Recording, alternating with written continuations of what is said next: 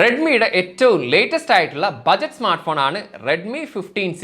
ഇത് 4G variant ആണ്. ഇതിന്റെ 5G വേരിയന്റ് ഉടൻ തന്നെ ഖത്തറിലൊക്കെ ലോഞ്ച് ആവുന്നതാണ്. ഏകദേശം ഒരു 10 ദിവസത്തോളമായിട്ട് ഞാൻ ഈ ഒരു സ്മാർട്ട് ഫോൺ യൂസ് ചെയ്യുന്നുണ്ട്. അതുകൊണ്ട് തന്നെ ആ ഒരു യൂസർ എക്സ്പീരിയൻസ് എന്നുള്ള രീതിയിലായിരിക്കും നമ്മൾ ഈ ഒരു വീഡിയോ ചെയ്യുന്നുണ്ടാവുക.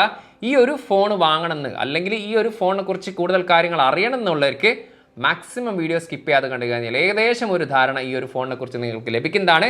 സമയം കളയേണ്ട, നമുക്ക് ഈ ഒരു കുഞ്ഞ് സ്മാർട്ട് ഫോണിൻ്റെ കുഞ്ഞു വീഡിയോയിലേക്ക് കടക്കാം.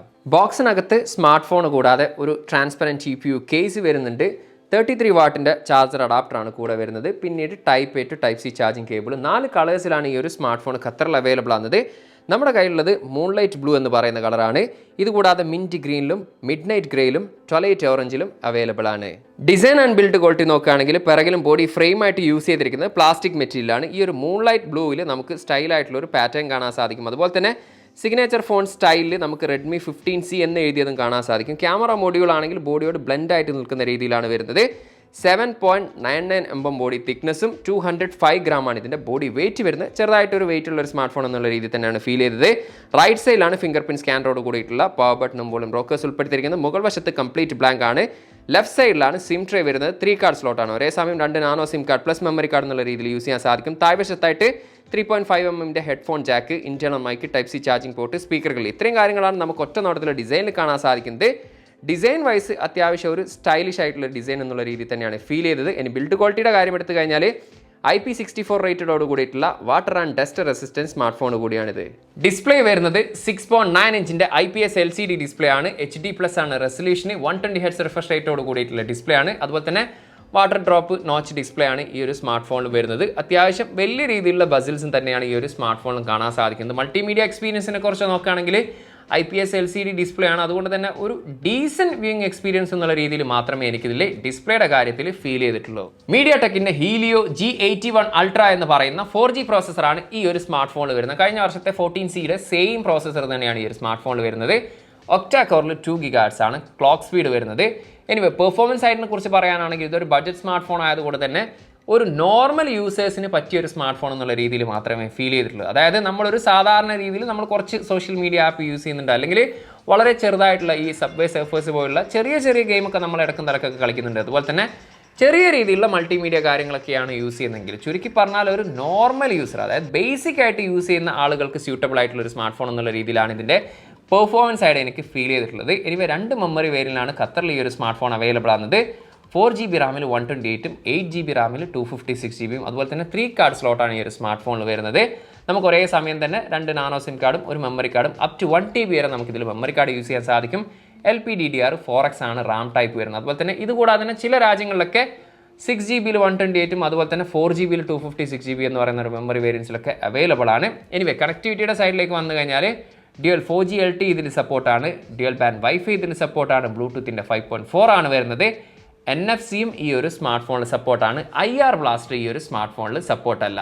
ആൻഡ്രോയിഡ് 15 ബേസ്ഡ് HyperOS 2ലാണ് ഈ ഒരു സ്മാർട്ട് ഫോൺ പ്രവർത്തിക്കുന്നത്. സോഫ്റ്റ്വെയർ എക്സ്പീരിയൻസിനെ കുറിച്ച് ചോദിക്കുകയാണെങ്കിലും റെഡ്മി സ്മാർട്ട് ഫോൺ ആയതുകൊണ്ട് തന്നെ ചെറുതായിട്ടുള്ള രീതിയിലുള്ള ബ്ലോട്ട്വേഴ്സും ആഡ്വേഴ്സും ഒക്കെ നമുക്ക് ഈ ഒരു സ്മാർട്ട് ഫോണിൽ കാണാൻ സാധിക്കും. നമുക്ക് വേണ്ടാത്തത് അൺഇൻസ്റ്റാൾ ചെയ്യാൻ കൂടി സാധിക്കുന്നതാണ്.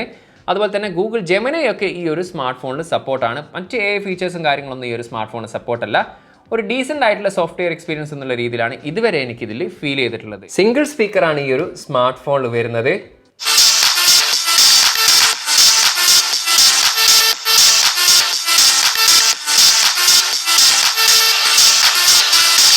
സിംഗിൾ സ്പീക്കർ ആയതുകൊണ്ട് തന്നെ ഭയങ്കര ഒരു ലൗഡി അല്ല, ഒരു ഡീസൻറ്റ് സ്പീക്കർ ക്വാളിറ്റി എന്നുള്ള രീതിയിൽ മാത്രമേ ഫീൽ ചെയ്തിട്ടുള്ളൂ. സൈഡ് മൗണ്ടഡ് ഫിംഗർ പ്രിന്റ് സ്കാനറാണ് ഈ ഒരു സ്മാർട്ട് ഫോണിൽ വരുന്നത്.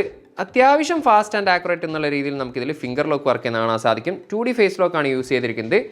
ഫേസ് ലോക്ക് ആക്യുറേറ്റ് ആയിട്ട് ഡിറ്റക്ട് ചെയ്യുന്നുണ്ട്, പക്ഷേ ചെറുതായിട്ടുള്ള ഒരു ലാഗ് നമുക്ക് ഫീൽ ചെയ്തിട്ടുണ്ട്. ബാറ്ററി വരുന്നത് 6000 mAh ബാറ്ററിയും അതുപോലെ തന്നെ 33 വാട്ടിൻ്റെ ചാർജറാണ് നമുക്കിതിൻ്റെ കൂടെ ലഭിക്കുന്നത്. ഇത്രയും ദിവസം യൂസ് ചെയ്ത എക്സ്പീരിയൻസിൽ പറയുകയാണെങ്കിൽ നമ്മളൊരു ഹെവി യൂസർ ആണെങ്കിൽ കൂടിയും ഒരു ദിവസമൊക്കെ ഈ ഒരു സ്മാർട്ട് ഫോൺ ഈസി ആയിട്ട് നമുക്ക് യൂസ് ചെയ്യാൻ സാധിക്കുന്നുണ്ട്. അതല്ല നമ്മളൊരു നോർമൽ യൂസർ ആണെങ്കിൽ 1.5 ദിവസത്തോളമൊക്കെ നമുക്ക് ഈ ഒരു സ്മാർട്ട് ഫോൺ യൂസ് ചെയ്യാൻ സാധിക്കും.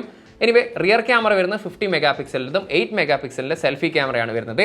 കഴിഞ്ഞ വർഷത്തെ 14Cയേക്കാളും കുറച്ചും കൂടി ബെറ്റർ ആയിട്ടുള്ള ക്യാമറ പെർഫോമൻസ് എന്നുള്ള രീതിയിലാണ് എനിക്ക് പേഴ്സണലി ഫീൽ ചെയ്തിട്ടുള്ളത്. കാരണം ചില ഫോട്ടോസൊക്കെ എസ്പെഷ്യലി ഔട്ട്ഡോറിലൊക്കെ എടുക്കുന്ന ഫോട്ടോസൊക്കെ അത്യാവശ്യം കുഴപ്പമില്ലാത്ത രീതിയിലുള്ള ഡീറ്റെയിൽസും കാര്യങ്ങളൊക്കെ നൽകുന്നുണ്ട്. അതായത് ഈ ഒരു പ്രൈസ് സെഗ്മെന്റിലെ ഒരു ഡീസെന്റ് ആയിട്ടുള്ള ക്യാമറ പെർഫോമൻസ് എന്നുള്ള രീതിയിലാണ് ഫീൽ ചെയ്തത്. അത് റിയർ ക്യാമറ ആണെങ്കിലും ഈവൻ സെൽഫി ഫോട്ടോസ് ആണെങ്കിലും ചില സെൽഫി ഫോട്ടോസൊക്കെ അത്യാവശ്യം നല്ല ഡീറ്റെയിൽസും കാര്യങ്ങളൊക്കെ നൽകുന്നുണ്ട്. വീഡിയോഗ്രാഫിയുടെ കാര്യം ശരിക്കും ഒരു ആവറേജ് വീഡിയോ ക്വാളിറ്റി എന്നുള്ള രീതിയിൽ മാത്രമാണ് എനിക്ക് വീഡിയോഗ്രാഫി ഫീൽ ചെയ്തിട്ടുള്ളത്. റെഡ്മി 15Cയുടെ പ്രൈസ് ഇവിടെ ഖത്തറിൽ വരുന്നത് 4GB + 128ന് 316 ഖത്തറിയാലും 8 + 256GBക്ക് 416 ഖത്തറിയാലാണ് ഒഫീഷ്യലി പ്രൈസ് വരുന്നത്. ഏകദേശം ഇന്ത്യയുടെ 8500+ അതുപോലെ തന്നെ 11,000+ ആണ് ഇതിന്റെ പ്രൈസ് വരുന്നത്.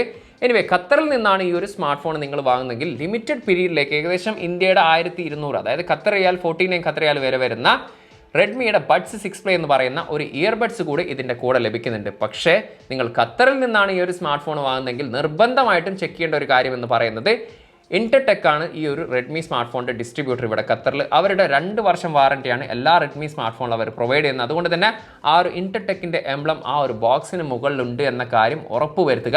ഇനി ഓവറോൾ ഈ ഒരു സ്മാർട്ട് ഫോണിനെ കുറിച്ച് പറയാനാണെങ്കിൽ നമ്മളൊരു നോർമൽ യൂസറാണ്, അതായത് നമുക്ക് ഭയങ്കരമായിട്ട് ഹെവി ആയിട്ട് ഗെയിം കളിക്കുക അല്ലെങ്കിൽ മൾട്ടിമീഡിയ യൂസേഴ്സ് കാര്യങ്ങളൊന്നുമില്ല. നമ്മളൊരു സാധാരണ രീതിയിൽ കുറച്ച് ചെറിയ കാര്യങ്ങളൊക്കെ മാത്രമേ യൂസ് ചെയ്യുക, അല്ലെങ്കിൽ നമുക്ക് ആർക്കെങ്കിലുമൊക്കെ ഗിഫ്റ്റ് കൊടുക്കണം എന്നൊക്കെ തരത്തിലുള്ള ഒരു സ്മാർട്ട് ഫോണാണ് തേടുന്നത്, അല്ലെങ്കിൽ അത്യാവശ്യം ഒരു ബാറ്ററി ലൈഫൊക്കെ ഉള്ള ഒരു സ്മാർട്ട് ഫോണാണ് തേടുന്നതെങ്കിൽ പരിഗണിക്കാൻ പറ്റുന്ന ഒരു സ്മാർട്ട് ഫോൺ എന്നുള്ള രീതിയിൽ മാത്രമാണ് എനിക്കിത് ഫീൽ ചെയ്തിട്ടുള്ളത്. എനിവേ എന്താണോ നിങ്ങൾക്ക് ഈ ഒരു സ്മാർട്ട് ഫോണിനെ കുറിച്ച് തോന്നിയിട്ടുള്ളത് തീർച്ചയായിട്ടും ആ ഒരു കാര്യം ഒന്ന് കമൻറ്റ് ചെയ്യാവുന്നതാണ്. ടെക് സംബന്ധമായിട്ടുള്ള സംശയങ്ങളും കാര്യങ്ങളുണ്ടെങ്കിൽ ഇൻസ്റ്റാഗ്രാമിൻ്റെയും ഫേസ്ബുക്കിൻ്റെയും ലിങ്ക് ഡിസ്ക്രിപ്ഷനിലുണ്ട്, അവിടെ നിങ്ങൾക്ക് മെസ്സേജ് അയച്ച് ചോദിക്കാവുന്നതാണ്. അപ്പോൾ മറ്റൊരു പുതിയൊരു വീഡിയോയിൽ കാണാമെന്ന പ്രതീക്ഷയിൽ തൽക്കാലം ഞാൻ ഇവിടെ പറയുന്നു. സെയ്ദ് ഇർഷാദ്.